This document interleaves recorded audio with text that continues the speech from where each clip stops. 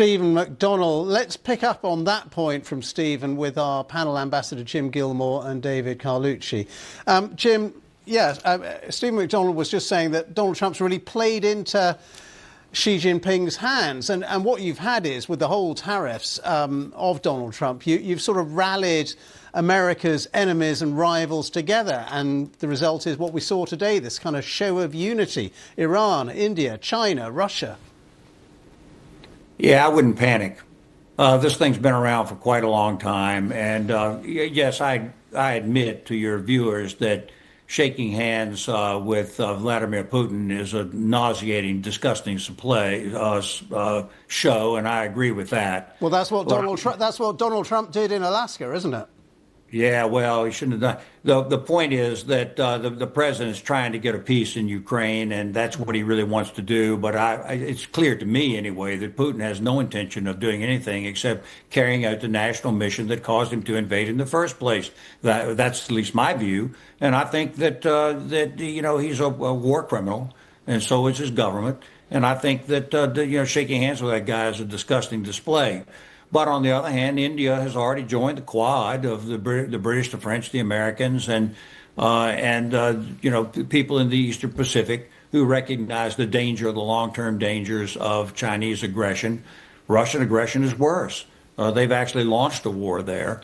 Look, in the long run, where are we here? The Indians are a democracy. They share no values whatsoever with either China or Russia. I think to put something up in President Trump's face is a good message if that's what they want to do. But in the end, I think that the advantages of the Western democracies overbear anything that will ever come out of a Shanghai summit meeting. David, do you agree with that? Nothing to panic about here. This is simply India pursuing some of its strategic interests. I mean, absolutely not. I mean, the governor is right on a few things, that this has been a problem for a long time. But the difference here is that Donald Trump is pouring gasoline on the fire. He is taking any of our allies and making them think twice and then think again about, hey, we need to have another plan. We can't depend on the United States of America. That is not the message we should be sending around the world. And Donald Trump has only welcomed and endeared Vladimir Putin. He's propped him up. When we have made him a pariah, now he has come to Alaska. There they are shaking hands. As the governor said, is apprehensible, but yet our president is doing it. Please call him out.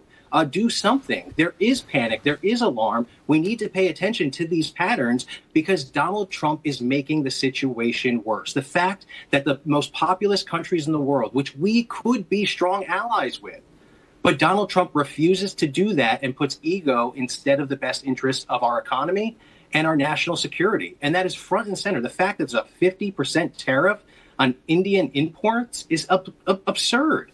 And the thing that we have to remember, and we just had this debate about labor, the fact that we have a surplus when it comes to services imported into other countries out of the United States.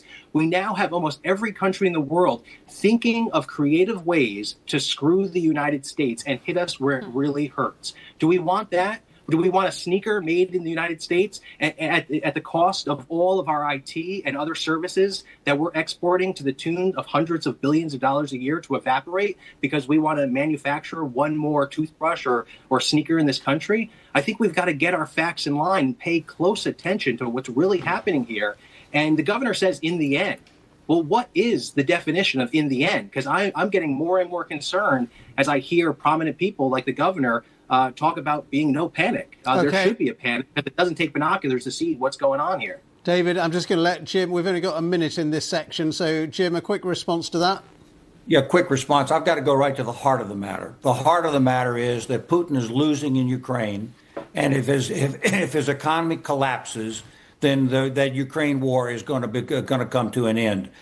It is the trade over oil and gas with India to Russia that is fueling the war. And the president is making it clear that that's not going to be cost-free. And now I would counsel the president to be working very closely with our allies in this hybrid war that we're in. But there is justification for what he's doing with India. He's sending a strong message there. He should be sending it to China also. The main goal here should be the collapse of the Russian aggression in Europe. Okay, we'll have to leave that conversation there. Thank you both for those thoughts. We'll be back with you in just a moment. Stay